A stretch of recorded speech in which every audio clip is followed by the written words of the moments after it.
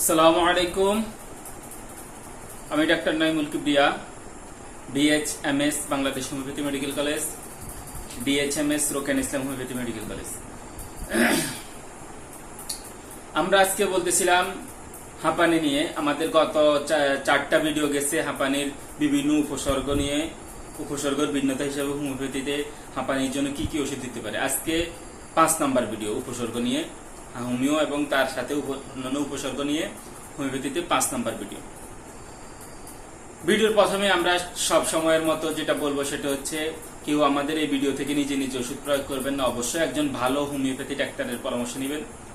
দ্বিতীয় ব্যাপার হচ্ছে, এই যে হাঁপানি, কেউ চাইলে আমাদের থেকে ওষুধ নিতে পারে। অনলাইন অফলাইনে আমাদের ওষুধের সিস্টেম আছে, নির্দিষ্ট প্রসিডিওর, নির্দিষ্ট ভিজিটের মাধ্যমে আমাদের থেকে যে কেউ ওষুধ নিতে পারবে। এই পর্যায়ে আমরা হাঁপানির যে বিষয়টা বলবো সেটা হচ্ছে, যদি কারোর এমন হয় যে গলায় শাঁই শাঁই শব্দ, উঠতে বসতে শ্বাস নিতে কষ্ট, উঠতে বসতে শ্বাস টানটা বেশি আসে। এরপরে এদের এমন হয় যে শ্বাস যদি নিতে গেলে বেশি কষ্ট, কিন্তু ফেলতে খুব একটা কষ্ট হয় না, এবং এরা হাঁটু গেড়ে, অর্থাৎ হাঁটুর মধ্যে মাথাটা এইভাবে রেখে এরা শ্বাস নেয়। এদের কাছে এটা ভালো ফিল হয়, বা এভাবে এরা বসে থাকে। এরকম ব্যাপার হইলে, এরকম রোগী থাকলে আমরা এদের জন্য অ্যারালিয়ার কথা চিন্তা করব, অ্যারালিয়া।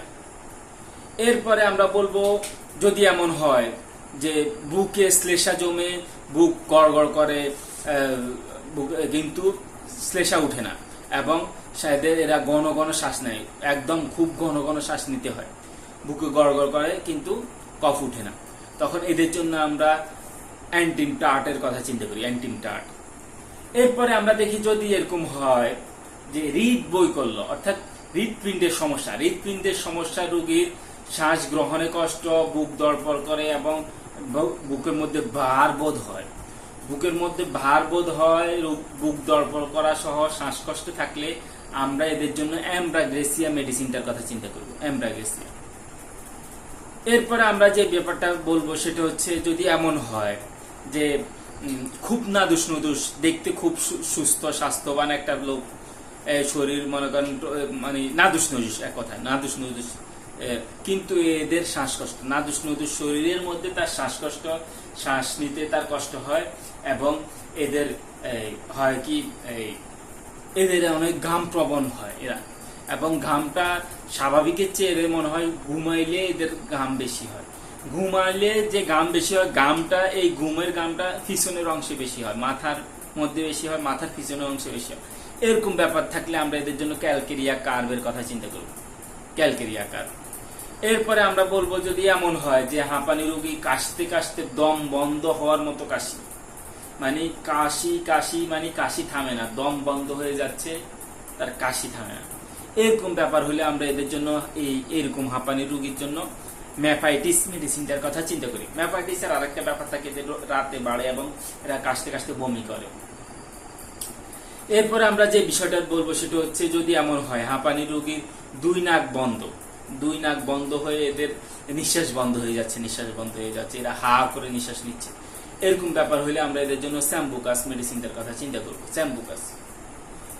এরপরে যদি হাঁপানির রোগীর এমন হয় যে চোখ দিয়ে পানি পড়তেছে আর বারবার হাসি দিচ্ছে এবং চোখ দিয়ে পানি বাইর হচ্ছে, হাসির সাথে চোখ দিয়ে পানি বাইর হচ্ছে, এরকম একটা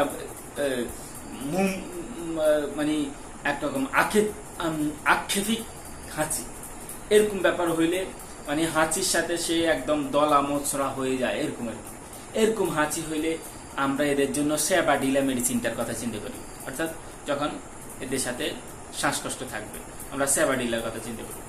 এরপরে আমরা যে বিষয়টা বলবো সেটা হচ্ছে, যাদের বসলে বা শুইলে শ্বাসকষ্ট, কিন্তু চলাফেরায় এদের শ্বাসকষ্ট খুব একটা হয় না, চলাফেরায় এরা একটু ভালোই থাকে, এরকম রোগীদের জন্য, এরকম শ্বাস-প্রশ্বাসের রোগীদের জন্য আমরা কার্বোভেজ মেডিসিনটার কথা চিন্তা করি, কার্বোভেজ। এরপরে যাদের কফ পুজের মতো কফ, এবং দেহ একটু স্থূল, মানে নাদুস নুদুস দেহ, এবং পুজের মতো কফ হইলে আমরা এদের জন্য ফালসিটিলার কথা চিন্তা করব, ফালসিটিলা। এরপরে আমরা বলবো শিশুদের হাঁপানিতে। শিশুদের হাঁপানিতে আমরা অনেক সময় ইপিকাক মেডিসিনটার কথা চিন্তা করতে পারি। ইপিকাকও শিশুদের হাঁপানিতে খুব একটা ভালো কাজ করে। এরপরে যাদের এমন হয় যে হাঁপানিতে শ্বাস গ্রহণ অপেক্ষায় শ্বাস ত্যাগে কষ্ট বেশি, অর্থাৎ এরা শ্বাস নিতে পারে ঠিক মতনই কিন্তু শ্বাস ফেলতে পারে না, এরা মনে হয় শ্বাস ফেলতে পারি নাই, আর একটু শ্বাস ফেলা নিয়ে তাদের কষ্ট, যারা শ্বাস ফেলা নিয়ে অভিযোগ করে তাদের জন্য আমরা ফসফরাস মেডিসিনটার কথা চিন্তা করব।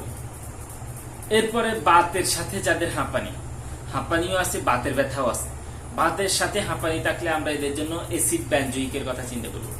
বাতের রোগীর হাঁপানি হইলে অ্যাসিড বেনজোইক। এরপরে একটা কমন সিস্টেম যেটা আমরা দেখি সেটা হচ্ছে কমন ভাবে অনেকে মাদার টিনচার ব্লাটা ওরিয়েন্টালিস মেডিসিনটা ব্যবহার করে হাঁপানির মধ্যে। হাঁপানির মধ্যে ব্লাটা ওরিয়েন্টালিস ব্যবহার করলে অনেকে বলে প্রথম অবস্থায় যদি ব্লাটা ওরিয়েন্টালিস ব্যবহার করা যায় তাহলে ব্লাটা ওরিয়েন্টালিসে হাঁপানিটা ঠিক হয়ে যায়। এটা একটা ক্লিনিক্যাল সিস্টেম, কেউ চাইলে ইউজ করতে পারে। এই বলে আমরা আজকের মতো আমাদের হাঁপানির উপসর্গ, বিভিন্ন উপসর্গের এই চ্যাপ্টারটা শেষ করতেছি। পরবর্তীতে আমাদের অন্য ভিডিওর সাথে আবার দেখা হবে ইনশাআল্লাহ। আজকের মতো এখানে বিদায়। আসসালামু আলাইকুম ওয়া রাহমাতুল্লাহি ওয়া বারাকাতুহু।